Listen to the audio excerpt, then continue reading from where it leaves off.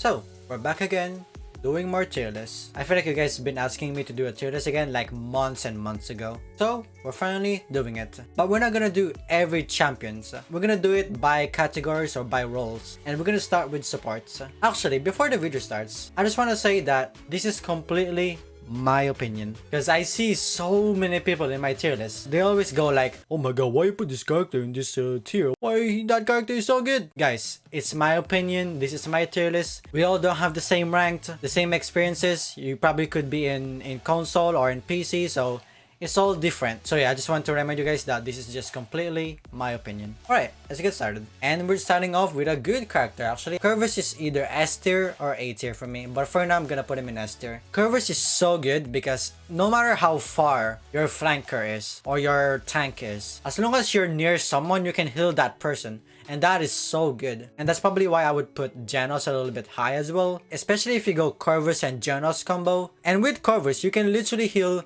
3 people. So you mark 2 different people and then you heal the other person. So you can pretty much heal 3 people. So yeah, I definitely think Corvus is easily S tier. If not, then high A tier. Furia, I don't think she's bad. I feel like she's in a balanced state right now. She's not the worst support and she's also not the best support. So I would put her in the middle. And I also did not put any F tier because I feel like there isn't really like a trash support. So the worst one here is D tier. There's nothing wrong with Furia. I feel like there's just better supports out there. Her burst heal is really good, especially if you guys are running like heavy tanks. So yeah, nothing really wrong with Furia. Grohk. I'm sorry, Grohk. I feel like he's the worst healer, dude. I mean, Grohk damage, very good. Grohk support, I don't know about that, dude. Okay, listen, guys. There's just way better supports than Grohk. But listen, just because I put him in D tier, it doesn't mean he cannot heal. The only reason why I put him here is because he's getting outclassed by other supports. There's just way better supports, but it doesn't mean he cannot support. So if you wanna go support Grohk, you can, but I'm just saying, I feel like there's way better supports out there. Grover, I feel like is easily, I would say easily A tier. Bro, Grover, if you play Grover in like Bright Marsh or in Ice Mines, like any small maps, Grover is gonna be so good, bro. It doesn't even have to be a small map. He's just way better in small maps. He can literally heal you forever, pretty much, as long as you're near him. And the reason why I put him in A tier, he has good escape, like a Vora tendril. He has a burst heal, a really good ultimate, and then if you're running Deep Root talent,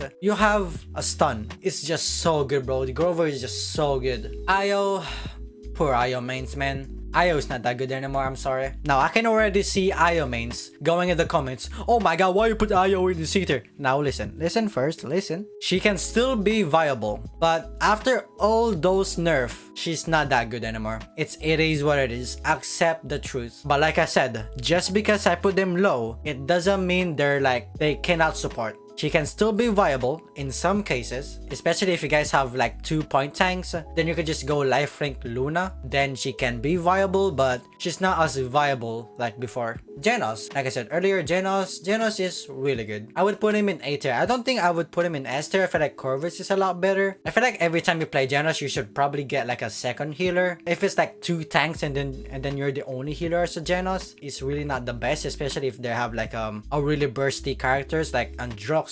But he can still be really good. Maldamba, dude, easily S tier, man, or it's either A tier or S tier, but I feel like I want to put him in S tier. If you know how to use Maldamba, like you actually put a lot of time on this character, you're literally S+ tier, dude. Maldamba is so good if you know how to play him. And the thing with Maldamba, he's a very hybrid support. He can damage, he can stun, he has CCs, he can heal. If he healed 100k, his damage is probably like 80k. Like it's very close to his healing. Like if we compare like Seris, for example, Seris can have like 200k healing, and then that Seris will probably have like 20k damage or 30k damage. Like I'm scared to face a good Maldamba players in my enemy team. Pip healer, I feel like, okay, for me Pip is either B tier or C tier. I'll be honest with you guys, I actually have no idea where to put Pip, because most Pip that I see 80%, no, 90% of the time, they're gonna go damage. He might be really good, I just don't notice, but for now, I would put him in C tier. Let me know down in the comments below, guys. But for me personally, I would either put him in B tier or C tier. Seris, okay.